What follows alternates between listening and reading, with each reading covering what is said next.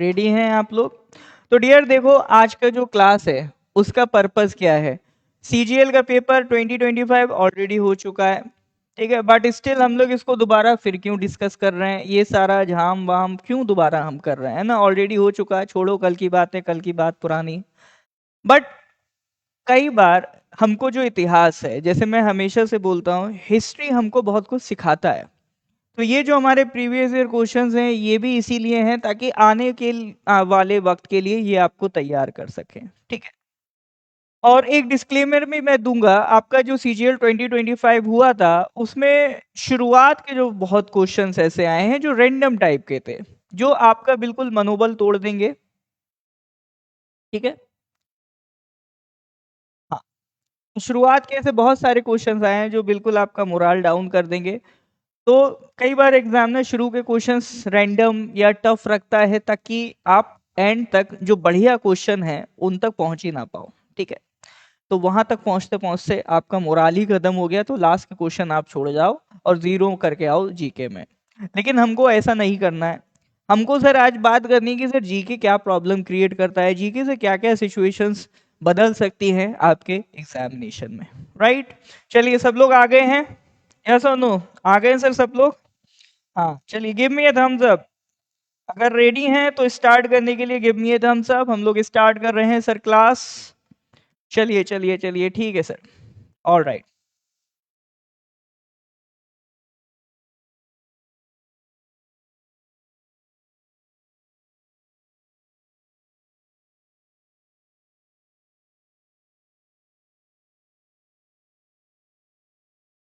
देखिए यूट्यूब में इसका रिकॉर्डिंग आपको मिल जाएगा लाइव। अभी हम फेसबुक पे कराने का रीज़न होता है, मेजॉरिटी हमारा स्टूडेंट फेसबुक से कनेक्टेड है, तो इसीलिए फेसबुक पे लाइव कराते हैं। इसका रिकॉर्डिंग यूट्यूब में आपको मिल जाएगा, ठीक है।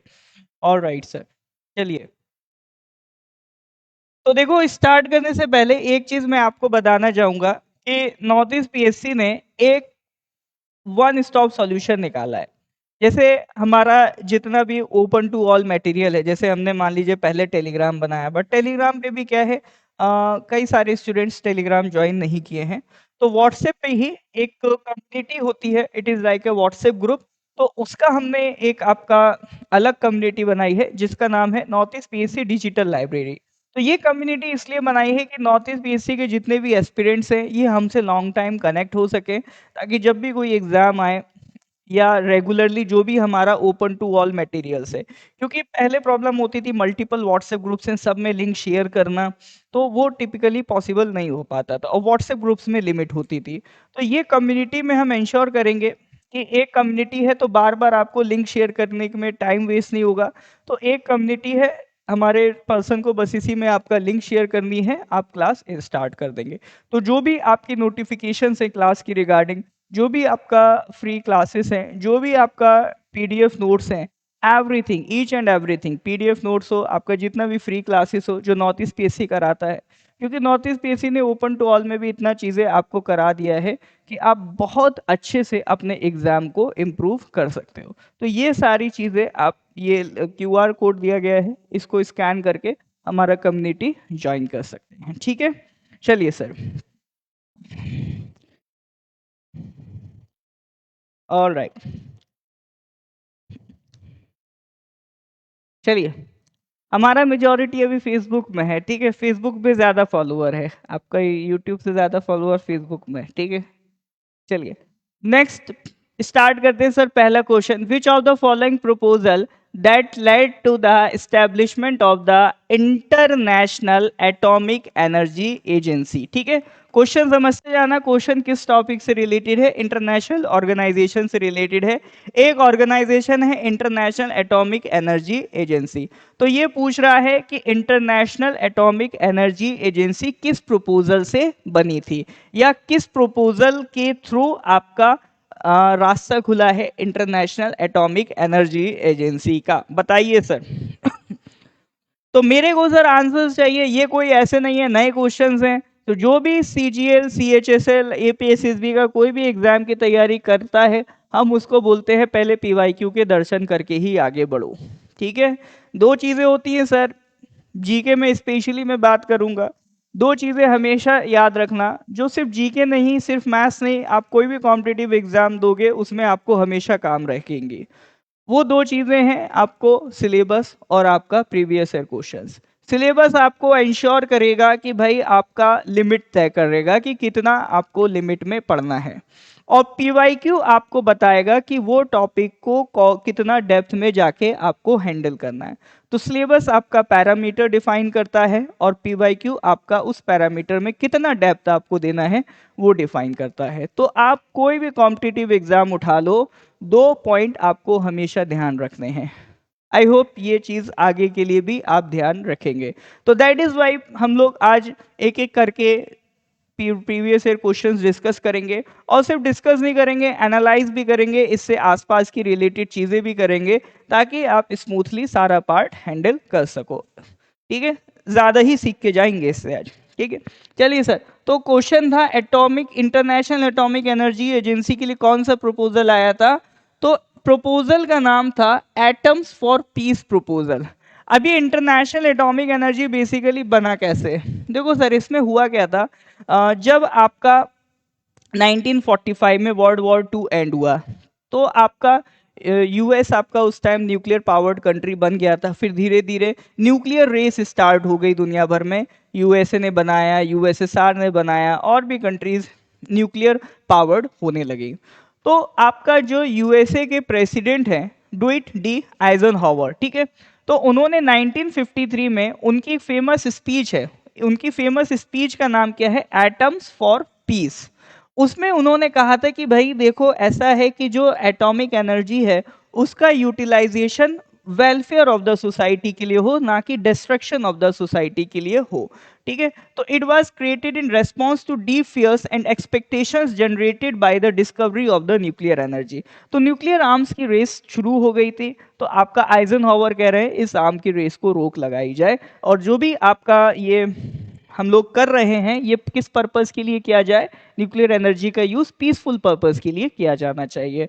तो इसी पीसफुल पर्पस को इंश्योर कराने के लिए एक बॉडी बनाई गई थी under United nation, international atomic energy agency. ठीक है, तो आपका ये इंश्योर कराने के लिए कि भाई जो एटॉमिक एनर्जी है उसका यूज पीसफुल पर्पस के लिए हो, कौन सी बॉडी बनाई गई थी? International atomic energy agency. कब बनाई गई थी सर? 1953 में बनाई गई थी। ठीक है, तो ये आपका it is constituted as an autonomous inter governmental organisation under the UN.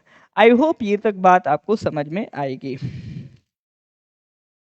लूजी जी बिल्कुल, देखिए आप लोगों को सपोर्ट रहेगा तो कंटिन्यू रहेगा, आप ही लोगों के लिए सब कुछ। ठीक है, आप लोग सपोर्ट करेंगे, ये सीरीज कंटिन्यू रहेगी। जैसे अभी आपका 8 PM पे अशोक सर क्लास लेंगे, 6 PM पे अभी मैं ले रहा हूँ, फिर और भी फैकल्टीज धीरे धीरे आपका पीवाईक्यू डिस्कशन को स्ट्रॉन्ग करेंगे। चलिए सर, तो आई होप ये इंटरनेशनल एटॉमिक एनर्जी एजेंसी वाली बात आपको समझ में आ गई है। मूव करते हैं सर नेक्स्ट क्वेश्चन की तरफ। क्वेश्चन नंबर 2 अरुणाचल जीके का पार्ट से क्वेश्चन है। Arunachal Pradesh share its boundary with Bhutan. ठीक है, वो ये नहीं पूछ रहे कि भूटान से बॉर्डर शेयर कर रहे हैं कि नहीं कर रहे हैं, वो तो बोल रहे हैं बॉर्डर शेयर कर रहे हैं, इन विच डायरेक्शन। ठीक है, तो अरुणाचल प्रदेश अपना बॉर्डर शेयर करता है भूटान से, किस डायरेक्शन में? बताओ sir, east, west, north, south? नहीं पता तो तुक्का लगाओ। नहीं लगा तो नहीं पता, कोई दिक्कत नहीं, तुक्का लगाओ, कोई दिक्कत वाली बात नहीं है। ठीक है, देखो जीके का नाम ही है सर तुक्का, है ना, क्योंकि आपसे 100% सवाल सॉल्व हो जाए तो वो भी पॉसिबिलिटी ना के बराबर ही होती है जीके में, लेकिन यहाँ पर हमारी कोशिश रहती है कि मैक्सिमम सवाल सॉल्व हो। देखो जीके में एक फंडा हमेशा याद रखना, कि मैं बार बार एक चीज़ बोलता हूँ कि सर आप लोग जीके में कई बार हो सकता है ऐसे क्वेश्चंस आएंगे जो आपका मोराल डाउन करे। तो जब ऐसे क्वेश्चंस आए कि जो आपका मोराल डाउन कर रहे हैं, तो उस टाइम आपको क्या करना है? तो आपको जब एग्जामिनेशन में बैठे हैं, कितना भी पेपर टफ हो, कुछ क्वेश्चंस तो ऐसे होंगे जो आसान होंगे। जैसे इस पेपर में आपको कुछ क्वेश्चंस ऐसे लगेंगे कि ये क्या पूछ लिया, बट एट द एंड तक जब आप इस पेपर में पहुंचोगे बहुत आसान आसान सवाल है। तो आपको बेसिकली बस इस पे फोकस करना है कि जो भी पेपर में आसान सवाल है वो आपसे मिस नहीं होना चाहिए। आप जब एग्जामिनेशन में बैठे हैं आपकी ये अप्रोच होनी चाहिए, जो भी आसान सवाल है वो मेरे से मिस नहीं होना चाहिए। ठीक है, चलिए सर, तो इसका करेक्ट आंसर क्या है? East, west, north, south. हाँ, तो बहुमत कह रही है सर आपका वेस्ट। ठीक है, majority is with the west. देख लेते हैं सर वेस्ट, तो ये सर अपना अरुणाचल प्रदेश है। अरुणाचल प्रदेश इंटरनेशनल बॉर्डर किस किस के साथ शेयर कर रहा है? इधर आप देखिए sir, here it is Bhutan, ठीक है, here it is Tibet China, here it is Myanmar. So Arunachal Pradesh 3 countries के साथ बॉर्डर शेयर करता है। पहली चीज तो हमने यहाँ से ये देखी। दूसरा, अगर हम डायरेक्शंस बनाएंगे तो डायरेक्शंस कैसे होते हैं सर? इधर ईस्ट होता है, इधर वेस्ट होता है, इधर नॉर्थ होता है, इधर साउथ होता है। तो आप खुद देख सकते हो अरुणाचल प्रदेश में अगर हम लोग डायरेक्शन बनाए तो भूटान किधर लगेगा? वेस्ट ऑफ द अरुणाचल में लगेगा।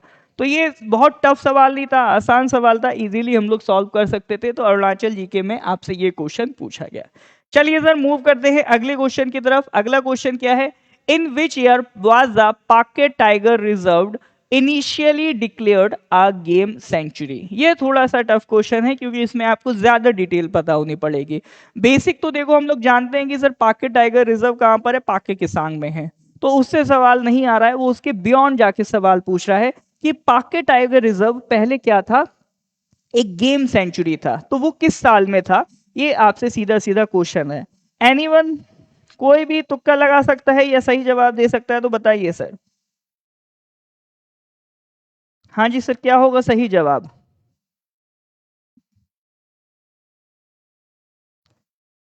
वेस्ट होगा? अरे कारगा जी, आपका आंसर तो बड़ा लेट आ रहा है। कोई नहीं, हो जाता। चलिए, क्या होगा सर इसका करेक्ट आंसर? 2002? नहीं सर, 2002 नहीं है, डी तो नहीं है, सॉरी सॉरी, सी नहीं है, सी नहीं है, ठीक है। चलिए, तो देखते हैं सर इसका करेक्ट आंसर क्या है। तो किस साल में आपका पाके टाइगर रिजर्व और declared a game century?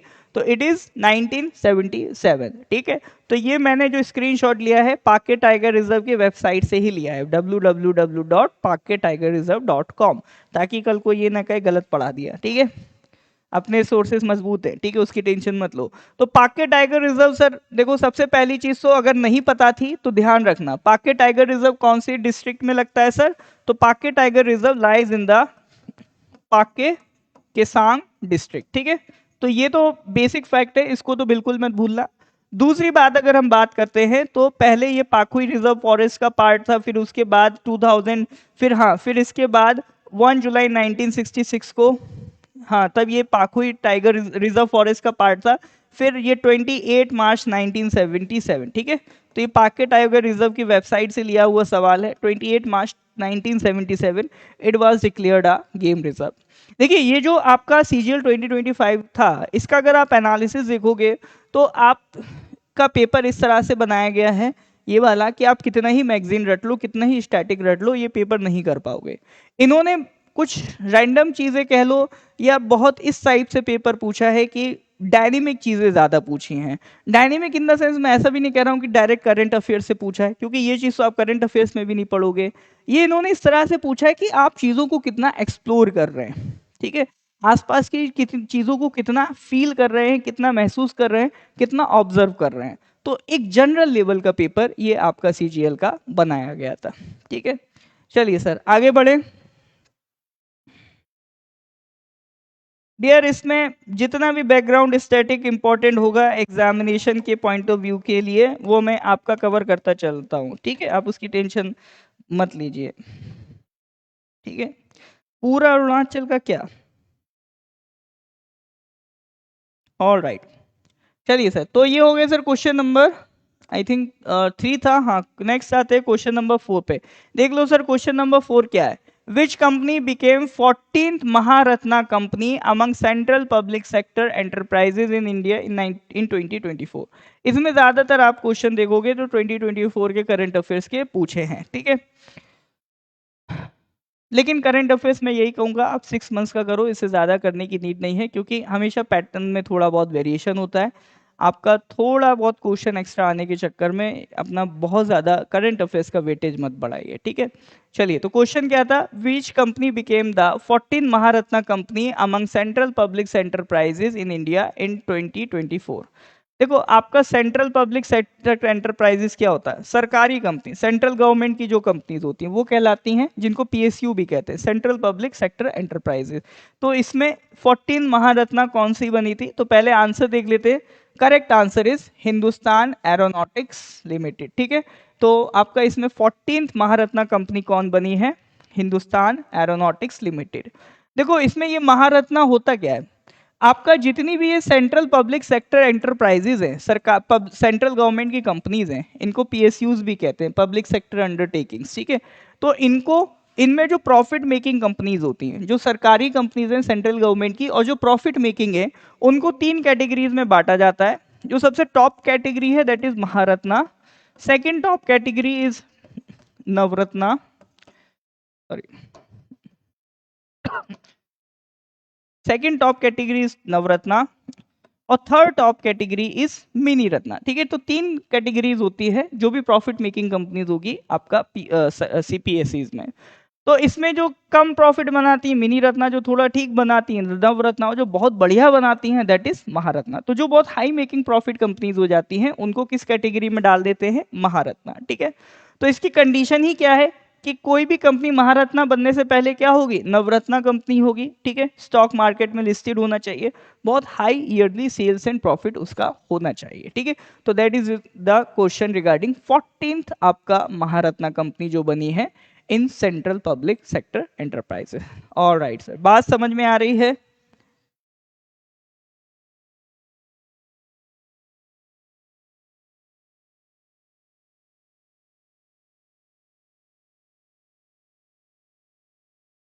Dear ये सीएचएसएल नहीं, सीजीएल का है, CGL 2025।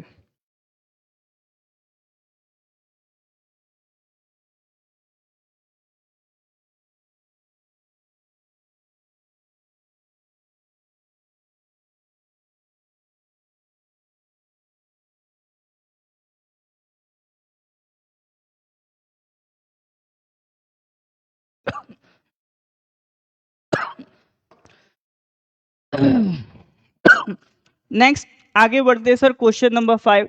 To which country was the first GI tagged fig juice of India exported. ठीक है, बताइए टू विच कंट्री।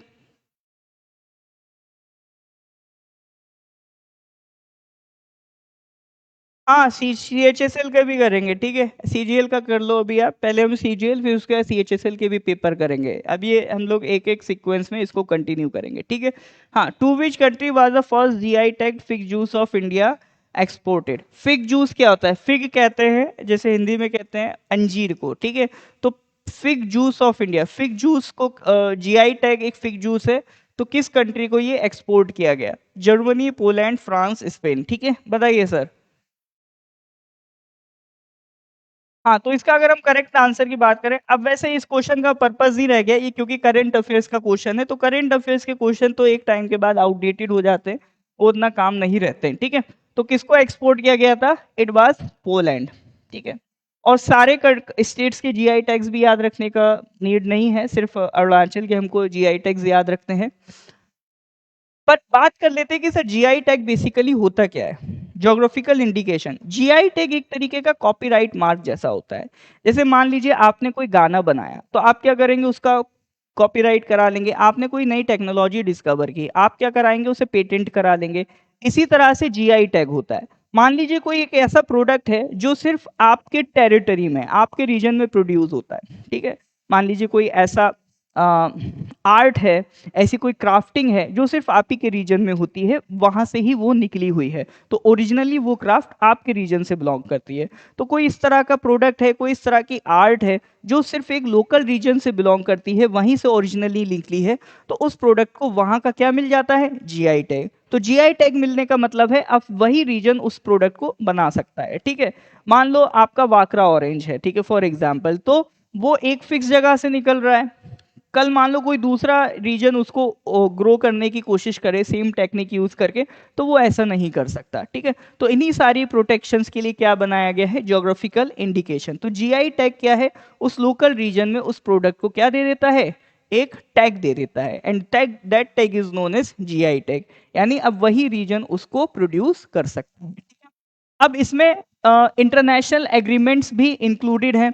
तो ये बेसिकली क्या है, it is a designation apply to products originating from a specific geographical area indicating that the qualities or reputation of the products are inherently linked to that particular origin। ठीक है, तो उतना definition याद रखने की जरूरत नहीं है, मतलब मैंने आपको समझा दिया। ठीक है, तो जो हमारा जीआई टैग है वो एक कानून से गवर्न होता है। तो उसके लिए कौन सा कानून है, geographical indication of goods registration act of 1999। ठीक है, तो ये ध्यान रखिएगा जीआई का एक्ट किस ईयर का है, 1999 का। ठीक है, तो जीआई का एक्ट किस ईयर का है सर, आपका 1999 का। ध्यान रखेंगे सर, जीआई का एक्ट किस ईयर का है, 1999 का है। ठीक है, देखो एक ट्रेंड है आपका एपीएसएसबी के एग्जाम्स में, वो जनरली इस तरह के क्वेश्चंस बहुत सारे पूछता है कि भाई आपका हमको ये बताइए कि जो आपका जीआई टैग है या ज्योग्राफिकल इंडिकेशन है, मतलब इस तरह के क्वेश्चंस बहुत पूछता है जो किसी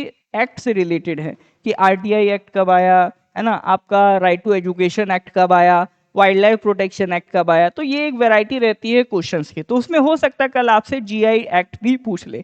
तो सबसे इंपॉर्टेंट है जीआई में इसका एक्ट 1999। ठीक है, और इसमें जो इंटरनेशनल एक एग्रीमेंट है जिसको कहते हैं ट्रिप्स, एक WTO एक इंटरनेशनल ऑर्गेनाइजेशन है, उसका एक एग्रीमेंट है। उस WTO का मेंबर कंट्री इंडिया भी है, तो मेंबर कंट्रीज के बीच में एक एग्रीमेंट है जिसको कहते हैं ट्रिप्स। ठीक है, ठीक है, तो trade related to intellectual property and services. तो ट्रिप्स एक एग्रीमेंट है जो प्रोटेक्ट करता है दुनिया भर की कंट्रीज जो इसका मेंबर है, वो आपस में ये बोलता है कि आप अपने यहाँ कॉपीराइट से रिलेटेड जो लॉज हैं उसको स्ट्रिक्ट बनाएं। तो वो किस में बोला गया है, ट्रिप्स एग्रीमेंट में। तो उसी के तहत हमने यहाँ पर ज्योग्राफिकल इंडिकेशन एक्ट ऑफ 1999 बनाया। ठीक है, तो इसका ईयर याद रखेंगे, ईयर क्या है सर, 1999। ऑल राइट सर, बात समझ में आ रही है, यस और नो, क्लियर है तो give me a thumbs up. कोई डाउट होने से पूछ लीजिए सर, क्लियर है तो give me a thumbs up.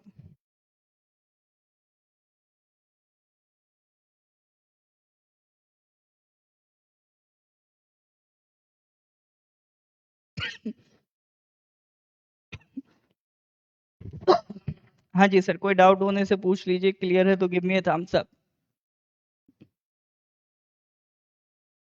अब इसी में सर जीआई टैग्स में एक बात और याद रखना, अभी तक कितने प्रोडक्ट्स को हम लोग जीआई टैग दे चुके हैं, 800 प्रोडक्ट्स को। ठीक है, जीआई प्रोडक्ट्स को जीआई टैग्स मिल चुका है। ठीक है, ओके।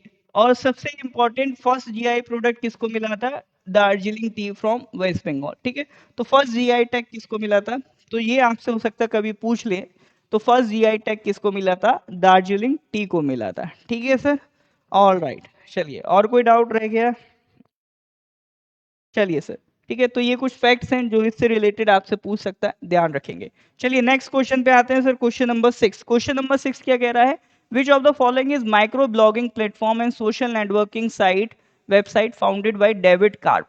ठीक है, अब देखो इस तरह के क्वेश्चन से दिल उदास मत करना, अब कुछ इस तरह के रैंडम क्वेश्चंस आते ही आते हैं, है ना, तो उसमें कुछ किया नहीं जा सकता। तो ये मत सोचो आपका नहीं हुआ तो आपके लिए दिक्कत है, मेजोरिटी लोग इस तरह के क्वेश्चंस अवॉइड कर देते हैं क्योंकि इतना कोई डिटेल में कौन पढ़ रहा है। ठीक है, तो सर एक क्या है, डेविड कार्प एक एंटरप्रेन्योर पर्सन है, उसने एक माइक्रो ब्लॉगिंग प्लेटफॉर्म बनाया है। उस प्लेटफॉर्म का नाम पूछ रहा है, तो प्लेटफॉर्म का नाम क्या है सर, एक अमेरिकन डेवलपर है उसने बनाया है सर, टम्बलर।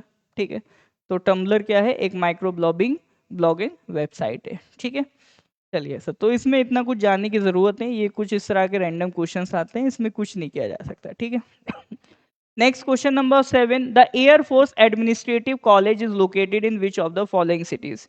ये थोड़ा सा कह सकते हो आप इंस्टीट्यूशन बेस्ड क्वेश्चन है कि इंडिया में जो इंपॉर्टेंट इंस्टीट्यूशंस हैं वो कहाँ पर लोकेटेड है। तो ये भी उन्होंने ज़्यादा ही अंदर जाके पूछ लिया, जनरली इसका डिटेल एक्सपेक्टेड नहीं होता है किसी पर्सन के पास रहे। ठीक है, देखिए एग्जामिनर से हमारा भी एक एक्सपेक्टेशन ये रहता है कि वो उस तरह की चीज़ें पूछे जो बच्चे से एक्सपेक्टेड हो। ठीक है, कि वो उसका आंसर दे पाए जिसने प्रॉपर अच्छे से पढ़ाई करी होगी। बट ये कुछ इस तरह के क्वेश्चंस डाले ही इसलिए जाते ताकि आपका मनोबल तोड़ा जा सके। अभी कुछ इस तरह के लगातार क्वेश्चन देखेंगे, फिर लास्ट में आप देखेंगे आसान हो जाएंगे। तो वो इंटेंशनली इस तरह के क्वेश्चन रखे जा रहे हैं ताकि आपको पहले हम जीके में लेके आए, पहले बढ़िया आपको माहौल बनाए, फिर आप डर जाओ, एकदम से मनोबल आपका गिर जाए। ठीक है, चलिए इसका बात कर लेते हैं sir. Correct answer is Coimbatore. तो एयरफोर्स एडमिनिस्ट्रेटिव कॉलेज जो है वो इंडिया का one of the oldest training institution है इंडियन एयरफोर्स का। ठीक है, कहाँ पर लोकेटेड है? कोयम्बटूर। कोयम्बटूर कहाँ पे लोकेटेड है? तमिलनाडु। ठीक है सर, चलिए नेक्स्ट। नेक्स्ट मैं आपसे बात करूंगा रिगार्डिंग एपीएसएसबी टेस्ट सीरीज। ठीक है डियर, देखो आपका प्रैक्टिस अगर आप चाहते हो मजबूत हो, आप चाहते हो आपका प्रैक्टिस बेहतरीन तरीके से चले, तो ये तो ऑब्वियसली बात है आप प्रीवियस ईयर क्वेश्चंस वगैरह तो करोगे। ठीक है, लेकिन जितना आप प्रैक्टिस मजबूत करोगे उतना ही आपको रिजल्ट एग्जाम में देखने को मिलेगा। तो इसीलिए नॉर्थ ईस्ट बेसिक डेडिकेटेड आपके लिए एपीएसएसबी टेस्ट सीरीज प्रोवाइड कर रहा है। इसमें आपका मान के चलिए जीके के 20, मैथ्स के 20, रीजनिंग इंग्लिश के 20 सेक्शनल टेस्ट के क्वेश्चन है, फिर 20 आपका फुल लेंथ क्वेश्चन है, यानी ओवरऑल टोटल 4000 क्वेश्चंस का प्रैक्टिस आपको इसमें मिलेगा विद वीडियो सॉल्यूशन। ये आपको प्रोवाइड किया जा रहा है। तो अभी तो वैसे इसका फी 2000 था, बट अभी लिमिटेड टाइम के लिए इसका फी 2000 से रिड्यूस होके 1000 रुपी कर दिया गया है। ठीक है, तो स्क्रीन पे आपको एक नंबर दिख रहा होगा, अगर इसके रिलेटेड आप इंटरेस्टेड हैं तो मैं यहाँ पर नंबर मेंशन भी कर देता हूँ, 6009526445। ठीक है, तो इस नंबर पे आप कॉल या व्हाट्सएप करके, प्रेफरेबली व्हाट्सएप करके आप टेस्ट सीरीज की जानकारी ले सकते हैं एंड इसको ज्वाइन कर सकते हैं। ठीक है, तो ये हो गई सर आपका टेस्ट सीरीज के रिगार्डिंग बातें। चलिए नेक्स्ट आगे बढ़ते हैं सर नेक्स्ट क्वेश्चन पे। Question number 8। क्वेश्चन नंबर 8 क्या है sir? INS Vikramaditya was originally commissioned into the navy of which country? ठीक है, देखो आईएनएस विक्रमादित्य क्या है? हमारा एयरक्राफ्ट कैरियर है। वो ओरिजिनली इंडिया में डेवलप बिल्ड नहीं हुआ था, वो हमने किसी और कंट्री से लिया है। तो वही पूछ रहा है किस कंट्री से लिया है, किस कंट्री की नेवी से लिया है, बताइए सर।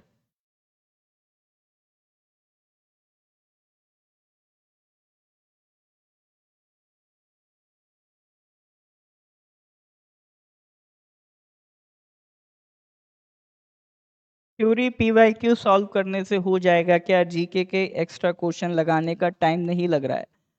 देखिए, तो एक पर्सन वो है जिसने थ्योरी एंड पीवाईक्यू लगाया, एक थ्योरी और पीवाईक्यू प्लस एक्स्ट्रा क्वेश्चन लगाया, तो आपको खुद समझ में आ रहा होगा जीके में वो पर्सन एक्सेल करेगा।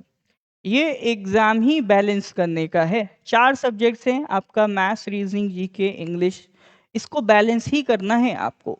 ठीक है, तो आपको मैथ्स को भी टाइम देना है, रीजनिंग को भी देना है, जीके को भी देना है, इंग्लिश को भी देना है। और जहां तक बात आती है जीके की, तो देखो मैं एक बात क्लियर बोलता हूँ, मटेरियल लिमिटेड रखो, नोट्स लिमिटेड रखो, क्वेश्चन प्रैक्टिस वैरायटी रखो। ठीक है, एक फिक्स मटेरियल से ही पढ़ो, बहुत ज़्यादा बुक्स मत यूज़ करिए, एक सिंगल बुक यूज़ करिए, सिंगल नोट यूज़ करिए, उसी से पढ़िए। बट हाँ, जब प्रैक्टिस की बात आए तो मल्टीपल सोर्सेज से प्रैक्टिस करिए ताकि आपका wide view of question solving strong हो। तो आप अगर नहीं कर रहे हैं मतलब एक्स्ट्रा क्वेश्चंस, तो मैं ऐसा नहीं कहूँगा कि ज़ीरो चांसेस हैं, बट हाँ ऑब्वियसली बात है, एक ऐसा पर्सन जिसने आपका स्ट्रॉन्ग किया है एक्स्ट्रा क्वेश्चन से, उसके कंपैरिटन आपके चांसेस थोड़ा सा कम हो जाएंगे। ठीक है, चलिए नेक्स्ट हम बात कर रहे हैं, INS Vikramaditya was originally commissioned into the navy of which country? हाँ, तो रशिया आंसर बता रहे हैं।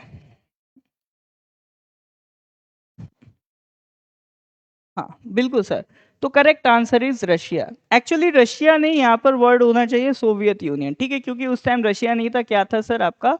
Soviet union. ठीक है, तो आपका देखो, अच्छा हाँ, जब हमने लिया था तब रशिया था। ठीक है, बट ये एयरक्राफ्ट किसके टाइम पे बना है? सोवियत यूनियन के टाइम पे। सोवियत यूनियन मतलब पहले यूएसएसआर एक कंट्री होता था, उससे कई सारी कंट्रीज अलग हुए, उन्हीं में एक उस कंट्री बना रशिया। तो रशिया ही सोवियत यूनियन की लेगेसी को आगे लेके गया। ठीक है, चलिए, तो आईएनएस विक्रमादित्य की अगर हम बात करें, it is a flagship aircraft carrier. Aircraft carrier क्या होता है सर? आप देखोगे इस तरह का जो शिप होता है, इसमें क्या आपने देखा होगा, आपका फाइटर जेट्स और हेलीकॉप्टर्स की भी लैंडिंग हो पाती है। तो एयरक्राफ्ट कैरियर बनाया ही किस लिए जाता है? आपका जहां पर एयरक्राफ्ट की लैंडिंग कराई जा सके, जहां पर आपका हेलीकॉप्टर की बीच समंदर में एक स्पेस बना दिया गया, इसमें लैंडिंग हो सकती है। ठीक है, तो ये आपका आईएनएस विक्रमादित्य क्या है, एयरक्राफ्ट कैरियर। पहले ये सोवियत नेवी में था, इसका नाम था बाकू, बाद में इसका नाम बदल के उन्होंने एडमिरल गोर्शकोव कर दिया। फिर बाद में जब कोल्ड वॉर एंड हो गया तो इस शिप को रशिया ने डीकमीशन कर दिया, उन्होंने डीकमीशन कर दिया और हमने इसको परचेज कर लिया, और फाइनली 2013 में इसको इंडियन नेवी में ऑफिशियली इंडक्ट कर लिया। ठीक है, चलिए, तो दैट इज रिगार्डिंग द आपका आईएनएस विक्रमादित्य। चलिए नेक्स्ट क्वेश्चन की तरफ आते हैं, question number 9। In which of the following year was world bank created, 44, 45, 48, 50? बताइए सर, वर्ल्ड बैंक किस ईयर में बना था?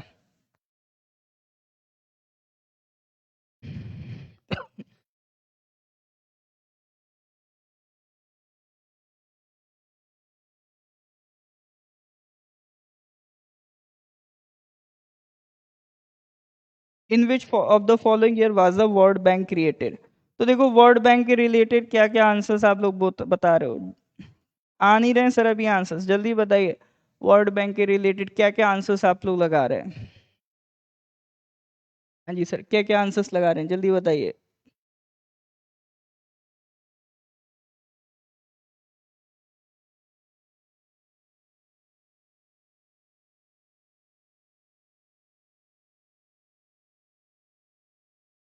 अरे दुखी क्यों हो रहे हैं?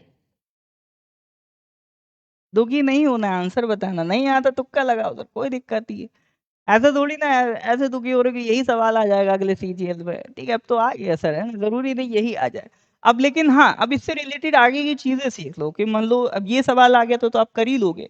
अब इससे एसोसिएटेड और कुछ ना पूछ ले, उसके लिए भी आप रेडी रहो। ठीक है, तो सबसे पहले तो समझो, डब्ल्यू वो वर्ल्ड बैंक कब बन रहा है, 1944 में। तो 1944 में ब्रेटन वुड्स कॉन्फ्रेंस हो रही है, उसमें दो बॉडीज बन रही हैं, आपका आईएमएफ और दूसरा कौन सी बन रही है, वर्ल्ड बैंक। ठीक है, वर्ल्ड बैंक पहले इसका नाम था IBRD, international bank for reconstruction and development, इसी को चेंज करके क्या कर दिया गया, यही बन गया आपका वर्ल्ड बैंक। ठीक है, तो वर्ल्ड बैंक एक्चुअली में आज के टाइम में एक ग्रुप है, 5 इंस्टीट्यूशंस का ये ग्रुप है। तो वो कौन कौन सी 5 इंस्टीट्यूशंस हैं, वो हम नेक्स्ट स्लाइड में बात करेंगे। ठीक है, कोई मेरे को कमेंट में बताओ वर्ल्ड बैंक का हेडक्वार्टर कहाँ पर है, बताइए सर, वर्ल्ड बैंक का हेडक्वार्टर कहाँ पर है? तो इसकी 5 डेवलपमेंट इंस्टीट्यूशंस कौन कौन सी हैं? एक तो है सर आपका IBRD, international bank for reconstruction and development, international development association, international finance corporation, multilateral guarantee agency MIGA, और आपका international centre for settlement of investment dispute. ठीक है, तो 5 इंस्टीट्यूशन से मिलकर बना है। फुल फॉर्म याद रखने की इतना नीड नहीं है, शॉर्ट फॉर्म में थोड़ा सा याद रख लेना। ठीक है,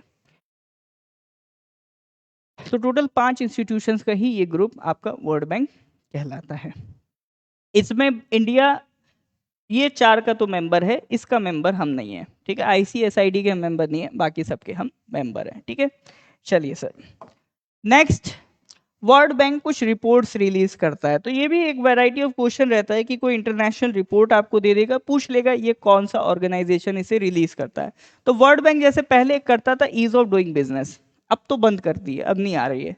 एक रिलीज करता है ह्यूमन कैपिटल इंडेक्स, एक रिलीज करता है वर्ल्ड डेवलपमेंट रिपोर्ट। तो ये कुछ फेमस रिपोर्ट्स हैं जो कौन रिलीज करता है, आपका वर्ल्ड बैंक। ठीक है, तो ये पॉइंट्स को याद रखेंगे रिगार्डिंग वर्ल्ड बैंक।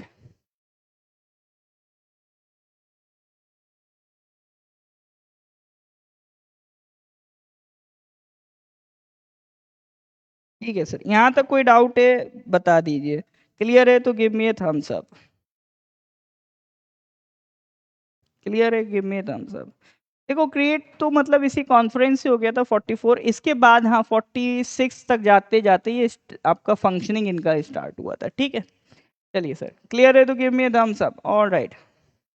चलिए नेक्स्ट आगे बढ़ते हैं सर, नेक्स्ट क्वेश्चन की तरफ, क्वेश्चन नंबर 10।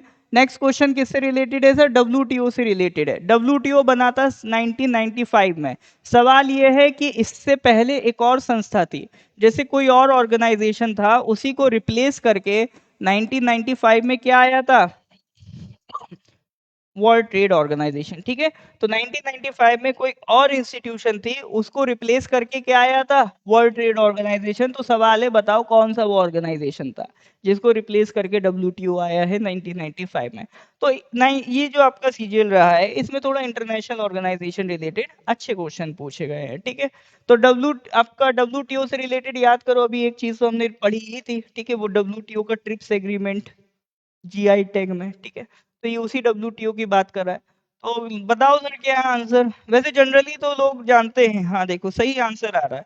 तो जनरली अपना एक्सपीरियंस इसको जानते हैं, करेक्ट आंसर इसका क्या होगा, general agreement on trade and tariff, ठीक है। तो correct answer is general agreement on trade and tariff.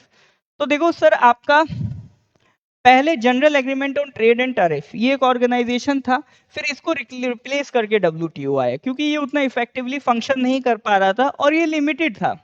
जैसे सर्विसेज से रिलेट, जैसे ये आपका क्या है, ट्रेड से रिलेटेड, फिजिकल प्रोडक्ट से रिलेटेड जो ट्रेड होता है, एक्सपोर्ट इंपोर्ट, उस पे ज्यादा फोकस था, गुड्स पे ज्यादा फोकस था। जो सर्विसेज का एक्सपोर्ट इंपोर्ट हो रहा है, उसमें जो ट्रेड हो रहा है, उससे ये इसमें उसके प्रोविजंस नहीं थे। तो ये सारी चीजों को ऐड करते हुए फिर एक मराकेश एग्रीमेंट साइन हुआ, ठीक है, जनवरी 1 1995 एक मराकेश एग्रीमेंट साइन हुआ। उसके तहत एक और ऑर्गेनाइजेशन बनाया गया जीएटीटी को रिप्लेस करके, that is World Trade Organisation. अब कोई भी आप ऑर्गेनाइजेशन देखो तो आपका एक सवाल हमेशा आना चाहिए कि इस ऑर्गेनाइजेशन का हेडक्वार्टर क्या है। तो डब्ल्यूटीओ का सर हेडक्वार्टर क्या है, डब्ल्यूटीओ का हेडक्वार्टर है आपका जेनेवा, स्विट्जरलैंड, ठीक है। तो डब्ल्यूटीओ का हेडक्वार्टर क्या है, जेनेवा, स्विट्जरलैंड। आई होप यहां तक आपका बात समझ में आ रहा होगा। क्लियर है सर, ठीक है, क्लियर है तो give me thumbs up. All right. तो कोई भी इंटरनेशनल ऑर्गेनाइजेशन पढ़ेंगे, उसका हेडक्वार्टर जरूर याद रखते हैं, ठीक है सर। चलिए नेक्स्ट क्वेश्चन पे आते हैं, question number 11। The existence of structured inequalities between groups in society is referred to as. अब ये क्या है, ये कौन सा है, पॉलिटी है, इकोनॉमी है, ज्योग्राफी है, हिस्ट्री है, जनरल साइंस है, क्या है, नहीं पता। देखो सर, आप वही मैं आपसे बोल रहा हूँ ना कि एक बार जैसे 2024 का सीजीएल देखोगे, उसमें चांद के पहाड़ पूछ लिए, एपीपीएससी ने एक बार एक एग्जाम में आपका खरगोश के दांत पूछ लिए। तो कुछ एक्स्ट्रा चीजें आ जाती है, ठीक है। तो वही मैं कह रहा हूँ, ये कुछ ऐसे क्वेश्चन हैं जिनसे टेंशन नहीं लेना, ये एक बार आ गए, इस तरह के रिपीट नहीं होते हैं, ठीक है। वैसे अगर आप सब्जेक्ट पूछ रहे हैं तो ये सोसाइटी सब्जेक्ट से आ रहा है। अब सोसाइटी तो सर वन डे एग्जाम्स में पूछना उस पर सुटेबल नहीं है, क्योंकि सोसाइटी सब्जेक्ट मेनली हम सिविल सर्विसेज लेवल पे पढ़ते हैं, ठीक है।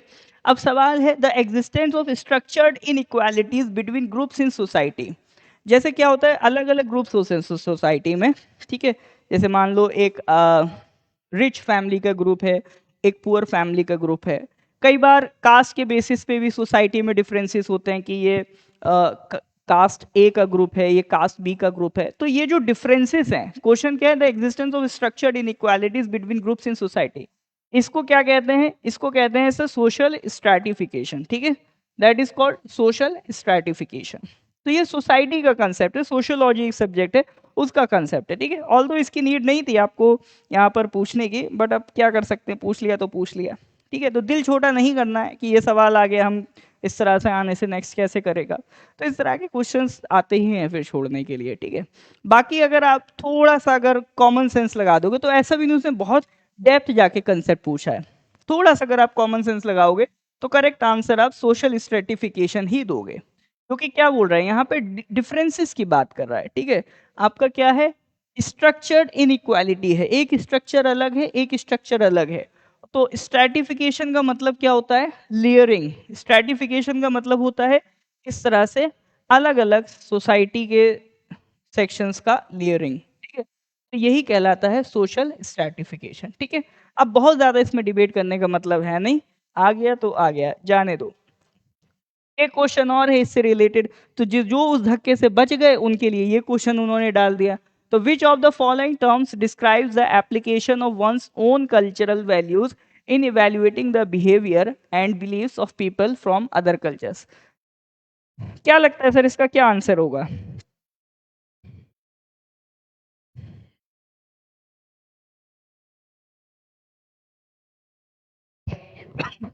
क्या लगता है सर इसका क्या आंसर होगा, बताइए sir. Question number 12 correct answer क्या होगा?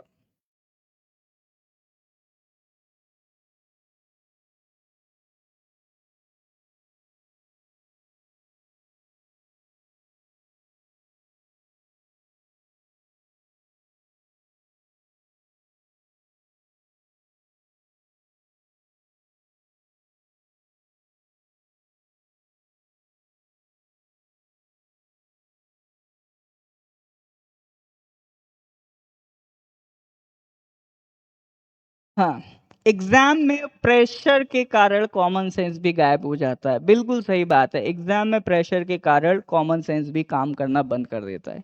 इसीलिए मैं आपसे बोल रहा हूँ कि आपको जो रिवीजन है वो स्ट्रांग करना है। देखो, जितना आपका रिवीजन स्ट्रांग होगा, जितना आपकी क्वेश्चन प्रैक्टिस स्ट्रांग होगी, उतना ही एग्जाम में भी आप प्रेशर झेल पाएंगे। तो ये जो टेस्ट सीरीज कराने का पर्पज होता है, यही पर्पज है कि आप लोग एग्जाम का जो एक माहौल है कि एग्जाम में, माहौल का मतलब एक with in A time limit इतना क्वेश्चन सॉल्व करना है, वो आपके अंदर एबिलिटी डेवलप हो। ठीक है, तो ये प्रॉब्लम आती है, बट इस प्रॉब्लम का सॉल्यूशन है प्रैक्टिस। तो practice makes a man perfect, वैसे भी कहावत है। तो आपको इतना बस इंश्योर करना है कि आप जो भी चीजें करते जा रहे हैं एक्स वाई जेड, उसकी प्रैक्टिस अच्छे से मेंटेन रहे। ऐसा नहीं बस आज लिया, एक सब्जेक्ट पढ़ लिया, खत्म हो गया, ऐसा नहीं होता। ये एक पार्ट है आपका प्रिपरेशन का। दूसरा पार्ट होता है रिवीजन, तीसरा पार्ट होता है प्रैक्टिस, तब जाके कहीं से सिलेक्शन मजबूत होता है। ठीक है, चलिए सर। तो क्वेश्चन है कि sir which of the following term describes the application of one's own cultural values in evaluating the behaviour and beliefs of people from other cultures? Correct answer is ethnocentrism. तो इसको थोड़ा आसान शब्दों में समझाता हूँ। इथोसेंट्रिज्म क्या होता है? बेसिकली जनरली ये होता है कि हम लोग क्या करते हैं, हमारा जो कल्चर है, हमारी जो बिलीफ है, उसको हम सुप्रीम मानते हैं कि हम ये कर रहे हैं तो ये सुप्रीम है। बाकी लोगों को फिर हम उसके ही अकॉर्डिंग जज करेंगे। जैसे फॉर एग्जाम्पल जब ब्रिटिशर्स इंडिया आए, तो उन्होंने देखा कि भाई हम तो फॉक नाइफ से खाने वाले लोग हैं और इंडिया के लोग हाथ से खा रहे हैं। तो उन्होंने अपने कल्चर को सुप्रीम माना कि फॉर्क और नाइफ मतलब ये सुप्रीम है, हाथ से खाने वाले लो पीपल है। तो उन्होंने क्या करा, अपने अकॉर्डिंगली इवेल्युएट करा हमारे कल्चर को। तो दैट इज कॉल्ड इथोसेंट्रिज्म। ठीक है, इथो कह लो या मैं सॉरी एथनोसेंट्रिज्म, यानी जो उनकी एथनिसिटी है उसके अराउंड वो लोग जज कर रहे हैं कि जो हम कर रहे हैं वो सही है। अब इसके बेसिस पे हम डिसाइड करेंगे कि तुम सही हो कि गलत हो। ठीक है, तो ये एक निगेटिव कॉन्सेप्ट है। ठीक है सर, तो ये ethnocentrism is not a good thing. हम अपने कल्चर को प्राइड के साथ लें, ना कि सुप्रीमेसी के साथ लें। जो हम महसूस करते हैं वो हमारे लिए बेहतरीन हो सकता है, बट हम ये सोचें कि नहीं तुम्हारे लिए भी वही होना चाहिए, that is a wrong thing. ठीक है, तो हम अपने कल्चर को अपने तक रखें, दूसरे कल्चर को वैल्यू करें, रेस्पेक्ट करें। ठीक है, तो ये होना चाहिए। तो एथनोसेंट्रिज्म इसी को कहते हैं। चलिए सर, आ जाओ sir. Next question, question number 13। Question number 13 क्या है sir? In which railway zone was the Rail Rakshak Dal introduce as a pilot project on September 2024? बताइए क्या होगा करेक्ट आंसर। ठीक है, एक रेल रक्षक दल बनाया गया था 2024, करंट अफेयर्स का क्वेश्चन है, as a pilot project in which railway zone. ठीक है, तो अब करंट अफेयर्स का क्वेश्चन, उसमें इतना टाइम देने का मतलब नहीं है, हो गया तो हो गया। तो ये किस रेलवे जोन में था? वेस्टर्न रेलवे जोन में था। ठीक है, हमारे लिए वो क्वेश्चन मायने नहीं रखता, मायने रखता है रेलवे जोन। तो टोटल कितने रेलवे जोन हैं सर? 17 रेलवे जोन हैं। तो आपको एक चीज पता होना चाहिए, हर एक रेलवे जोन का हेडक्वार्टर।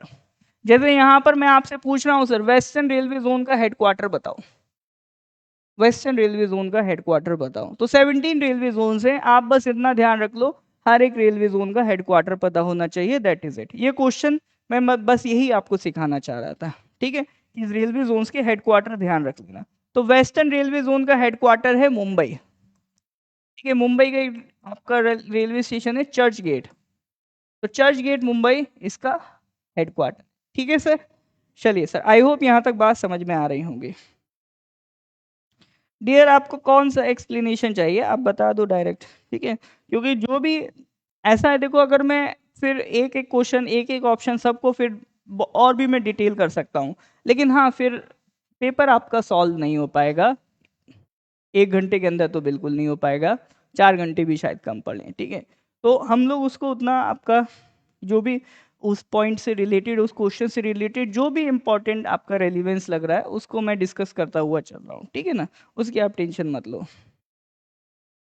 और रही वो वाले पॉइंट्स, आप सोसाइटी के पॉइंट डिस्कस करने की बात कर रहे हो, तो सोसाइटी तो सर पढ़ना ही नहीं है, तो उनके पॉइंट्स डिस्कस करके क्या मतलब है, वो तो क्वेश्चन बस यूं ही आ गया।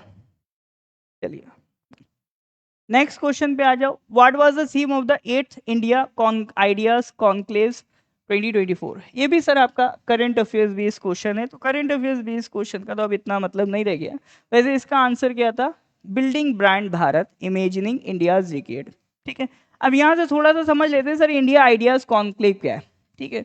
ये बेसिकली क्या है, एक इंटरनेशनल कॉन्फ्रेंस होती है, जो कौन ऑर्गेनाइज करता है? एक ऑर्गेनाइजेशन है इंडिया फाउंडेशन, इंडिया फाउंडेशन इसको ऑर्गेनाइज करता है। तो दुनिया भर के policy makers, intellectuals, bureaucrats, corporates, scholars यहाँ पर आते हैं और एक अच्छा थीम के अकॉर्डिंगली उस पर डिस्कशन करते हैं, ठीक है। तो मतलब एक थॉट प्रोसेस इवोल्यूशन का ये एक प्लेटफॉर्म बनता है, ठीक है। चलिए, तो अब वैसे भी करंट अफेयर्स का सवाल तो इससे इतना कोई मतलब नहीं होता है। मैं सर सारे आपका उसके हेडक्वार्टर्स आपको बता दिए, देख लो, ये पूरी लिस्ट आपके लिए इंपॉर्टेंट है, ठीक है। North east frontier railway Guwahati, north east railway Gorakhpur, north central Prayagraj, किसका पूछ रहे हो? साउथ का चेन्नई, साउथ सेंट्रल सिकंदराबाद, सिकंदराबाद मतलब हैदराबाद वाला रीजन, ठीक है। तो अब 17 के 17 है, ये आपको इंटरनेट पे लिस्ट मिल जाएगी, अदरवाइज मैं ये पीडीएफ भी आपके साथ शेयर कर दूंगा, ठीक है।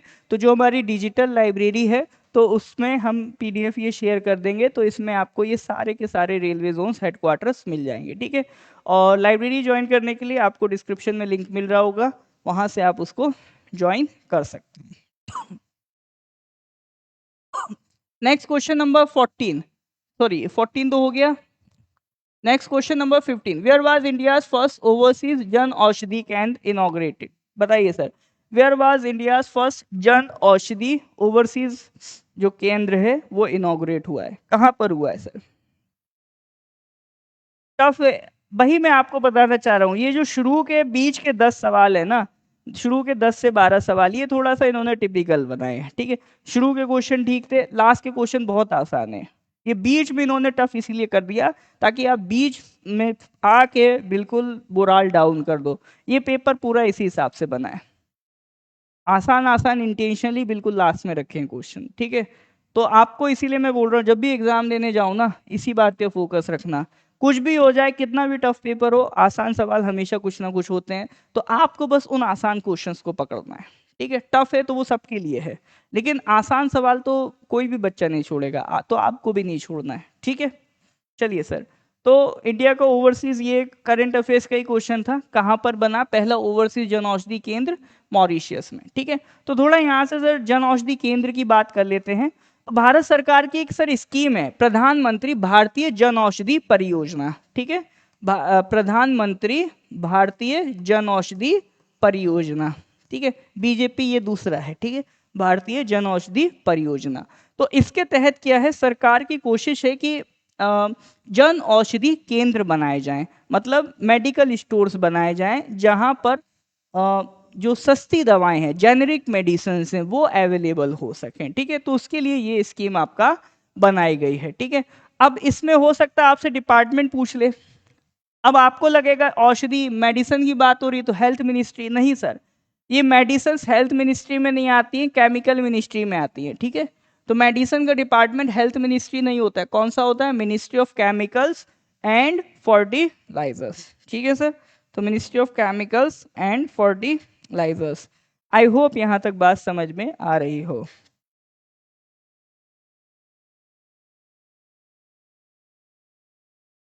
सिली मिस्टेक की वजह से कई बार हमारे पेपर्स रह जाते हैं, सिली मिस्टेक्स की वजह से कई बार हम लोग का स्कोर कम हो जाता है। तो देखो, सिली मिस्टेक्स ऐसा तो हम नहीं कह सकते आप 100% रिड्यूस कर सकते हो, जीरो तो नहीं कर सकते, कुछ कुछ ना कुछ चांसेस रहते हैं, बट हाँ एक अच्छे लेवल पे आप सिली मिस्टेक्स मिनिमाइज जरूर कर सकते हो। तो सिली मिस्टेक्स मिनिमाइज करने का एक सीधा फंडा है क्वेश्चंस प्रैक्टिस, तो टेस्ट सीरीज वगैरह यही सब इसमें आपको हेल्प करती है, कितना आप क्वेश्चंस प्रैक्टिस करो, कितना आप उसको टाइम दे रहे हो, with in A time limit जब आप क्वेश्चन प्रैक्टिस सॉल्व करते हो तब जाके आप सिली मिस्टेक्स पे कंट्रोल कर पाते हो। ठीक है, तो इसका एक ही सॉल्यूशन है, प्रैक्टिस। और कोई भी मार्केट में इसकी अभी तक दवा या कोर्स नहीं आया है जो मैं आपको बता पाऊँ। ठीक है, अगर आया होता तो मैं फ्री में करा देता वो कोर्स, तो इसका कोई कोर्स नहीं है, इसका वही है, प्रैक्टिस है सर। ठीक है, चलिए sir, next question, how many Rajya Sabha seats are allocated to the state of Bihar. अब देखो वही है, रैंडम क्वेश्चन है, बिहार से क्या लेना देना, अरुणाचल का पूछ लेता तब भी सब्र था, ये पूछ लेता हाईएस्ट राज्यसभा सीट वाला स्टेट कौन सा है तब भी सब्र था, बिहार का अलग से पूछ लिया। तो ये इस तरह के कुछ रैंडम क्वेश्चन है, आप टेंशन मत लीजिए। अब इसका मतलब ये नहीं कि आप हर एक स्टेट की राज्यसभा सीट्स याद करो। ठीक है, तो कुछ क्वेश्चंस को देख के आप अपना प्रिपरेशन मत बिगाड़िए, कुछ क्वेश्चंस इस तरह के रैंडम होते ही हैं, उसमें कुछ नहीं किया जा सकता। ठीक है, चलिए सर, तो कितनी है सर बिहार को राज्यसभा सीट कितनी मिली है? Correct answer is 16। अब यहाँ से रिलेटेड दो चार बातें याद रखना सर। पहली बात तो ये ध्यान रखना कि सर आपका जो राज्यसभा सीट अलोकेशन है, किस स्टेट को कितनी सीट्स मिलेंगी, ये आपका किस में लिखा है? शेड्यूल 4 में। ठीक है, ये सवाल इंपॉर्टेंट है कि राज्यसभा सीट एलोकेशन किस स्टेट में लिखा, किस शेड्यूल में है? कॉन्स्टिट्यूशन का शेड्यूल 4। और दूसरी बात इसमें ध्यान रखना कि सर हाईएस्ट राज्यसभा सीट्स किस स्टेट के पास है। ठीक है, तो राज्यसभा सीट मिलती हैं सर पॉपुलेशन के बेसिस पे, तो आप आइडिया लगा लो सबसे ज्यादा राज्यसभा सीट किसके पास होगी? दवा है, ओके ओके, बहुत बढ़िया। चलिए,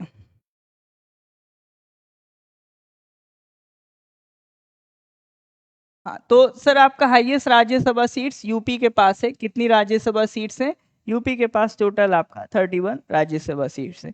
आई होप यहाँ तक बात समझ में आ रही होगी। क्लियर है तो give me a thumbs up. ठीक है, नेक्स्ट मूव करते हैं question number 17, in which place of India is the famous Pushkar fair और ऑर्गेनाइज। देखो पुष्कर फेयर, पुष्कर जो है अगर आप थोड़ा सा अवेयरनेस रखोगे तो पुष्कर आपको पता होगा, it is a location in Ajmer. Pushkar कहाँ पर है? अजमेर में है। तो पुष्कर फेयर भी कहाँ पर होगा सर? आपका अजमेर में होगा। ठीक है, तो कैमल्स वगैरह का ये आपका पूरा फेयर होता है जो कहाँ ऑर्गेनाइज होता है? अजमेर डिस्ट्रिक्ट। ठीक है, पुष्कर टाउन में ये आपका ऑर्गेनाइज होता है। It is one of India's largest chemical largest camel horse and cattle fairs. ठीक है, तो एक फेमस ये आपका फेयर है। तो ये क्वेश्चन देखो एक जनरल लेवल का क्वेश्चन है, जनरल अवेयरनेस इसी को कहते हैं। ठीक है, आसपास क्या चल रहा है थोड़ा बस उसकी जानकारी रखिए। नेक्स्ट क्वेश्चन क्या था? Longitude that goes across the Greenwich observatory is called. अब ये है सर, यहां से मिलेंगे अब आपको धीरे धीरे क्वेश्चन। ठीक है, अब पकड़ो क्वेश्चन, ये अब आपको वही मिलेंगे जो आप क्लासरूम में करते हो आ रहे हो। तो longitude that goes across the Greenwich observatory is called, बताइए सर क्या होगा करेक्ट आंसर? हाँ जी sir, longitude that goes across the Greenwich observatory is called. तो ये तो सर बनना चाहिए। ठीक है सर, ये अब आज यहाँ से डुएबल क्वेश्चंस हैं। तो ये सर आपको याद होगा, हम लोग ज्योग्राफी में लेटीट्यूड्स एंड लॉन्गिट्यूड्स पढ़ते हैं।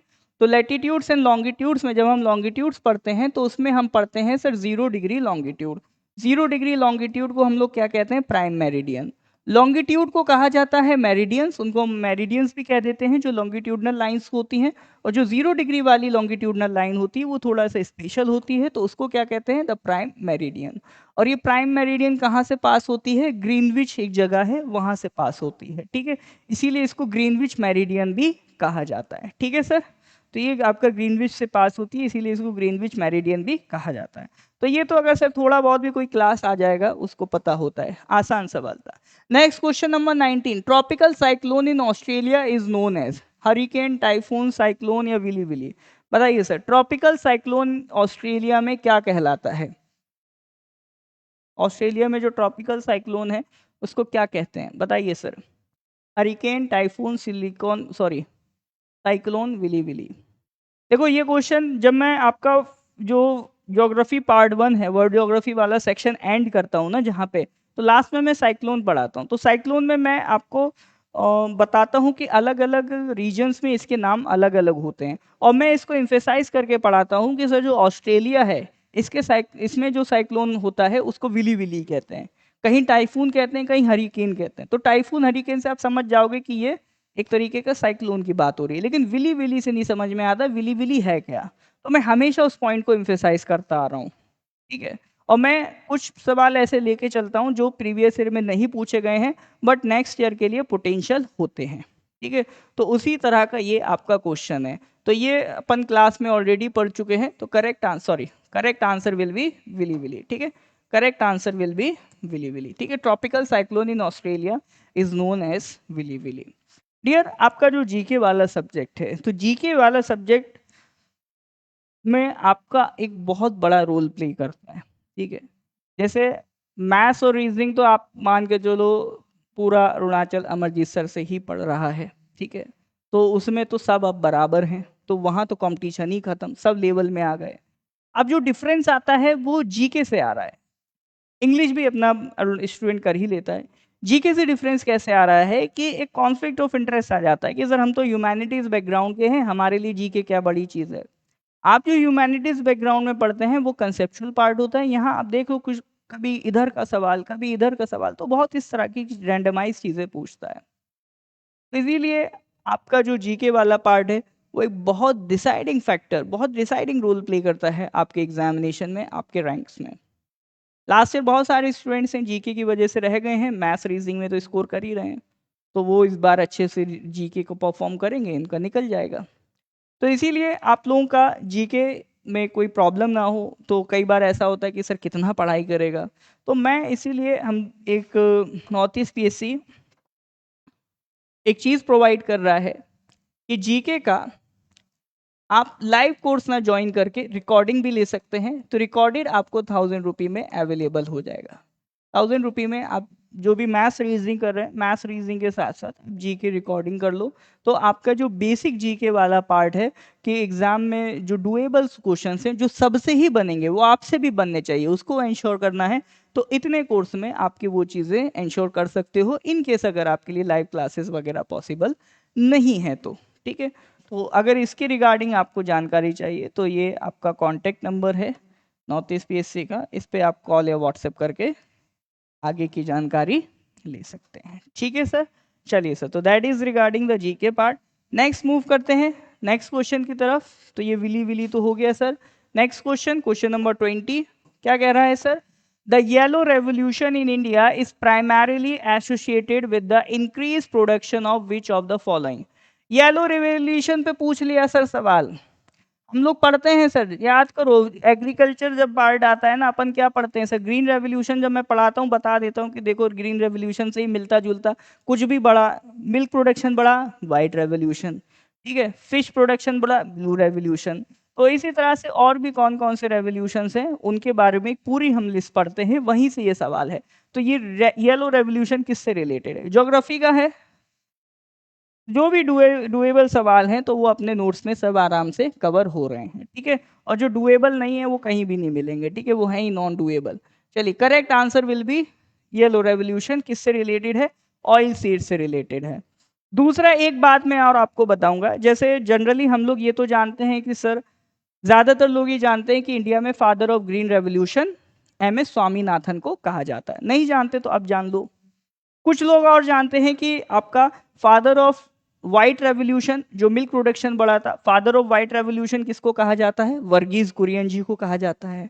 बट बहुत कम लोग जानते हैं कि sir father of yellow revolution India में कौन है? सैम पिट्रोडा।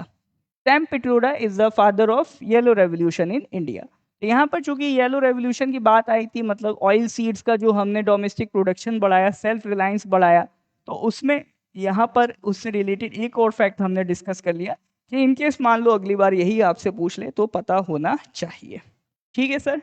चलिए सर, तो यहाँ तक अगर आप चीज़ें समझ में आ रही हैं, क्वेश्चन डिस्कशन में मज़ा आ रहा है, आपको कुछ सीखने को मिल रहा है, तो give me a thumbs up. हाँ जी सर, क्लियर है तो give me a thumbs up. Alright sir, कोई डाउट है पूछ लीजिए। अगर यहाँ तक सारी चीज़ें क्लियर हो रही हैं तो give me a thumbs up, ठीक है sir.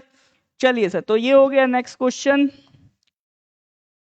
Question number 21, in which state Sela tunnel project located, in which state. अब ये सर देखो, इससे आसान सवाल क्या पूछोगे, ठीक है। अगर ये सवाल का जवाब नहीं दे पा रहे हो, कॉपी बंद करके पहाड़ों पे निकल जाओ, जवाब मिल जाएगा, ठीक है। इसका जवाब नहीं है तो सर सब कुछ छोड़ छाड़ के तवांग निकल जाओ, ठीक है। इसका आंसर नहीं है तो अपना तवांग मोनेस्ट्री में जाके ध्यान लगाओ, आपको उसी की जरूरत है अगर इसका आंसर नहीं दे पा रहे हो तो, ठीक है।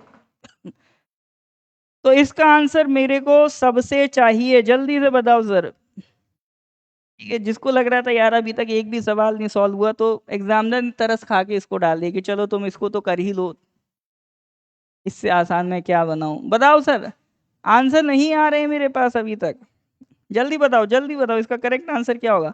ऑल राइट सर, अब इसका तो सर बहुत ही आसान है, सेला टनल प्रोजेक्ट कहाँ है सर, अपना अरुणाचल में।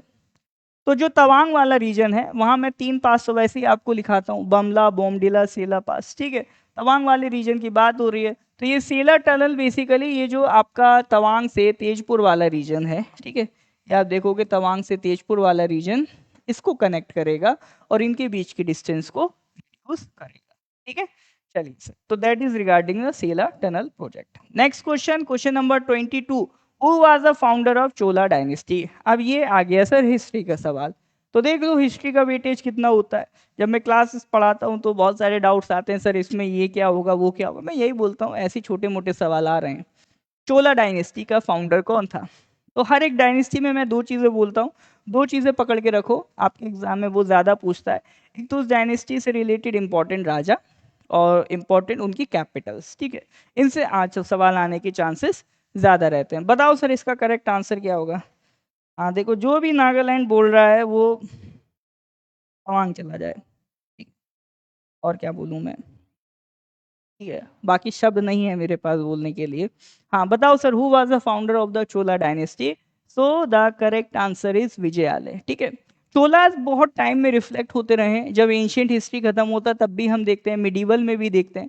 तो जो इंपीरियल चोलास है, जो मिडीवल वाले चोला हैं, तो वो आपका उनकी बात हो रही है, तो उनका फाउंडर कौन है, विजयालय। तो ये आपका चोला एम्पायर 9th सेंचुरी एडी में देखने को मिलेगा। 9th सेंचुरी मतलब 800 से 900 एडी के अराउंड की ये आपका बात हो रही है, ठीक है। तो तब आपको ये चोला इंपीरियल चोला देखने को मिलेंगे। एक चोला आपको मिलते हैं संगम एज के दौरान, ठीक है। संगम एज जो आपका पोस्ट मॉडर्न एज है और प्री गुप्ता एज है, उस दौरान मिलते हैं। फिर उसके बाद मिलते हैं आपको इंपीरियल चोला, तो उसमें इसका जो फाउंडर है वो कौन है, विजयालय। विजयालय, और कैपिटल भी याद रखेंगे तंजौर। कैपिटल क्या है, थंजावुर, थंजावुर या आज या उसको कह देते हैं तंजौर। तो that was the capital of Vijayalaya at that time, ठीक है। इस चोला में और भी कुछ आपको बड़े बड़े राजा देखने को मिलेंगे, जैसे इसमें आपको राजा राजा वन, राजेंद्र वन जैसे राजा देखने को मिलेंगे। और इनका एक्सपेंशन आप देख सकते हो, ये इस बड़े लेवल तक ये एक्सपैंड करेंगे, ठीक है। करते करते ये लोग आपका श्रीलंका तक भी पहुंच जाएंगे, ठीक है। एक्सपेंड करते करते श्रीलंका तक भी सर ये आपका यहाँ पर पहुंच जाएंगे, ठीक है। चलिए सर, तो that is regarding the Chola empire. तो चोला एम्पायर एक महान एम्पायर रहा है हमारे देश का। नेक्स्ट हम बात करते हैं क्वेश्चन नंबर 23। 23 कह रहा है कॉन्स्टिट्यूशन अमेंड करने का प्रोसीजर हमने कहाँ से बोरो किया, ठीक है। तो देखो इस तरह के क्वेश्चंस को हम लोग अलग से नहीं पढ़ते हैं, सोर्सेज ऑफ द कॉन्स्टिट्यूशन वैसे उस टॉपिक में आप कह सकते हो, बट जहाँ पे भी हम उस टॉपिक को पढ़ते हैं उससे रिलेटेड बातें यहाँ पर निपटा लेते हैं। तो which of the following the procedure for the constitution amendment in the Indian constitution was primarily adopted from the constitution of which country. किस कंट्री के कॉन्स्टिट्यूशन से अडॉप्ट हुआ है, यूएसए, कनाडा, ऑस्ट्रेलिया या फिर आपका साउथ अफ्रीका। बताइए sir correct answer. Constitution amend करने का प्रोसीजर हमने कहाँ से बोरो किया है, हाँ जी। तो पॉलिटी के देखो कितने प्यारे प्यारे छोटे छोटे क्यूट क्यूट सवाल हैं, बताओ सर। अरे बाप रे, यूएसए से नहीं लिया है सर, यूएसए से लिया होता तो हम इतने अमेंडमेंट कर पाते। यूएसए का तो अमेंडमेंट करने का प्रोसीजर बहुत टफ है, तो यूएसए तो नहीं हो सकता, ठीक है। Correct answer is south Africa, ठीक है। और हमारे कॉन्स्टिट्यूशन अमेंड करने का फीचर ये है कि कुछ पार्ट्स में ये रिजिड भी है, कुछ पार्ट्स में ये फ्लेक्सिबल भी है, ठीक है। तो हमने कहाँ से बोरो किया, साउथ अफ्रीका से। बाकी अमेंडमेंट से रिलेटेड एक सवाल और बनता है, कौन से आर्टिकल में है, ठीक है। एक सवाल ये और बनता है कि कॉन्स्टिट्यूशन अमेंडमेंट के लिए कौन सा आर्टिकल है। तो कॉन्स्टिट्यूशन में एक आर्टिकल है 368, पार्ट 20 ऑफ द कॉन्स्टिट्यूशन। तो पूरे पार्ट में एक ही आर्टिकल है 368 that deals with the amendment of the constitution. जो प्रोसीजर है कॉन्स्टिट्यूशन को अमेंड करने का वो किस में लिखा है, आर्टिकल 368। ये भी सवाल आपसे कई बार प्रीवियस ईयर में पूछा गया है, तो इसको तो बिल्कुल भी मिस मत करना। ठीक है सर, चलिए सर, तो that is your important question. चलिए नेक्स्ट क्वेश्चन पे आते हैं, question number 24। In which part of the Indian constitution are the fundamental right describe. अब देखो ये क्या छोटा मोटा क्वेश्चन पूछ लिया, ठीक है। हम तो सर फंडामेंटल राइट इतना पढ़ के आते हैं ना, पूरा एक एक आर्टिकल रटा देते हैं, क्या पूछ लिया सवाल। अभी लग रहा था क्या कितना टफ पेपर बनाया, तो वही मैं आपसे कह रहा था, ये कई बार मनोबल तोड़ने के लिए काम किए जाते हैं। जिसने शुरू में क्वेश्चन देखे अरे नहीं होगा छोड़ दिया, एंड तक वो पहुंचा ही नहीं, असल मजा एंड में था। इसलिए एग्जामिनर इस तरह से सेट करता है। तो हमेशा इस बात पे फोकस करना, पेपर टफ लगे तो go for the easy questions, ढूंढो ढूंढ ढूंढ के इजी वाला कौन सा, इजी वाला कौन सा, चुन चुन के इजी इजी क्वेश्चन करके आओ। कितना इजी है बताओ सर, क्या ये बताने की जरूरत है जी। तो फंडामेंटल राइट्स कौन से पार्ट में लिखा है सर, फंडामेंटल राइट्स लिखा है sir part 3 of the constitution. Fundamental right की पहली क्लास में हम क्या पढ़ते हैं, it is called the Magna carta of Indian constitution. ठीक है, तो फंडामेंटल राइट्स ध्यान रखिएगा। पार्ट 3 आर्टिकल कहाँ से कहाँ तक है पार्ट 3 का, पार्ट 3 में आर्टिकल है आपका 12 से लेकर 35। ठीक है, तो पार्ट 3 में आर्टिकल कहाँ से कहाँ तक है, 12 से लेकर 35। Next out, sir, question number 25. Under which of the following conditions can the President of India proclaim a national emergency according to Article 350 of the Constitution? National emergency जब हम प्रेसिडेंट के बारे में पढ़ते हैं, प्रेसिडेंट की पावर्स पढ़ते हैं, तो उसमें प्रेसिडेंट की पावर देखते हैं टू इन्वोक इमरजेंसी। ठीक है, वहीं से उठाया हुआ ये सवाल है। तो ये भी अपने सब जो भी डुएबल क्वेश्चंस है ना, सब अपने क्लासरूम में कवर्ड है। तो आपका which of the following conditions can the president of India proclaim a national emergency according to the article 350 of the constitution. बताओ सर, आर्टिकल 352 इमरजेंसी तीन तरह की है, नेशनल इमरजेंसी, दूसरा है प्रेसिडेंट रूल, एक तीसरा है financial emergency. National emergency article 352, president rule article 356, financial emergency article 360। ठीक है, तो 352, 356, 360, तो ये तीन आर्टिकल्स हैं। तो अंडर आर्टिकल 352 नेशनल इमरजेंसी लगाई जा सकती है ऑन विच ग्राउंड, तो ये वाला वार, एक्सटर्नल एग्रेशन और armed rebellion with the country. तो करेक्ट आंसर इज सी। ठीक है, correct answer will be C.